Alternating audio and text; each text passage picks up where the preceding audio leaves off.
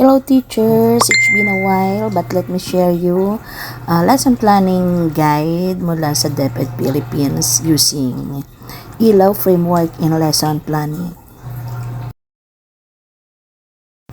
Okay, ano nga ba yung ELAW framework? So I still stand for intentions, L is for learning experience, A is for assessing learning, and W of course ways forward.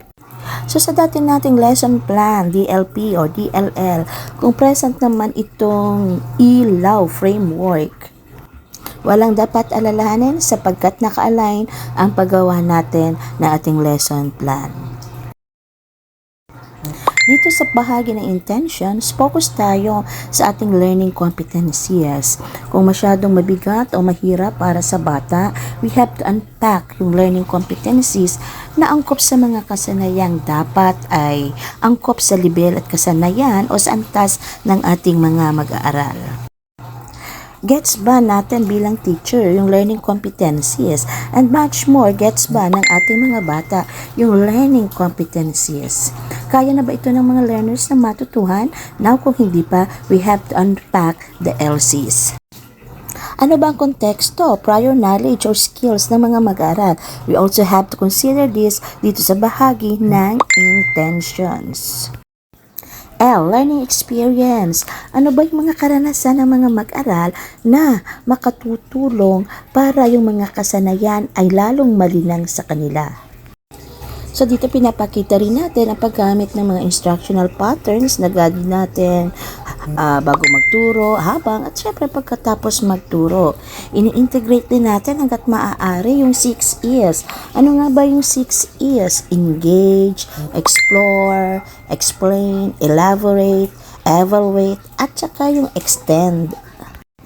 Sa bahaging ito, sinasaalang-alang din natin yung sa pagdidisenyo ng ating lesson plan, yung 5 A's. Ano nga ba yung 5 A's? Activate. Ginagawa na natin ito dati pa sa ating lumang lesson plan. And then yung acquire, apply, assess, at yung last A, adapt. Okay, dito natin sinusukat, may natutuhan ba ang bata? Sa bahaging assessing learning, paano natin malalaman na natuto o naunawaan ng ating mag-aral ang aralin? So, nagsasagawa tayo ng quizzes, may mga exit slips, discussion, short tasks, drills, observations, pangkatang gawain, different activities, worksheets. Ginagamit natin ang mga ito upang mataya ang natutuhan ng mag-aaral. So, dati pa natin itong ginagawa, walang bago. Integrated ang assessment, bago ang pagtuturo, habang nagtuturo at pagkatapos nating magturo.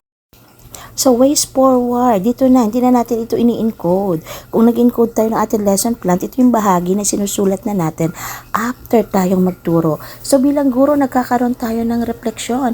Ano ba yung mga estratehiya, pamamaraan natin na talagang nag-work sa ating mga learners? Alin naman yung hindi epektibo para sa ating mga mag-aaral? Base siyempre ito sa mga ebidensya. Aktibo bang nakilahok ang mga mag-aaral? Angkop ba sa kanila ang mga estratehiya nating ginamit? Mga kagamitang pampagtuturo nating ginamit? Angkop ba at nakilahok ba ng maayos sa mga kagamitang ito na ginamit natin ng ating mga mag-aaral? Epektibo ba ito sa kanila sa paghatid natin ng pagtuturo at pagkatuto? Kumusta ang performance ng mga bata sa mga formatibong pagtataya?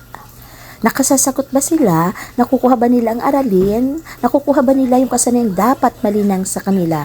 Kung hindi, kailangan ba nating magsagawa ng muling pagtuturo? O panlunas ng mga gawain? O enrichment activities para naman doon sa ating mga advanced learners? So, recap tayo. Balikan natin na to. Quick check sa ilaw natin. Nasulat ko ba ng maayos yung ating mga kasanayan o tunguhin ang ating pagtuturo? Naka-align ba yung mga yung daloy ng ating mga activities, ng mga gawain, ng inihanda nating lesson plan sa mga kasanayang dapat matutuhan ng mga mag-aaral o malinang sa mga mag-aaral? Kailangan ko bang manghagila o mag-gather pa ng mga evidences? Alam ko ba o naisulat ko ba kung ano yung mga sunod kong steps o mga gagawin? If yes, well teachers, congratulations, you're doing it right.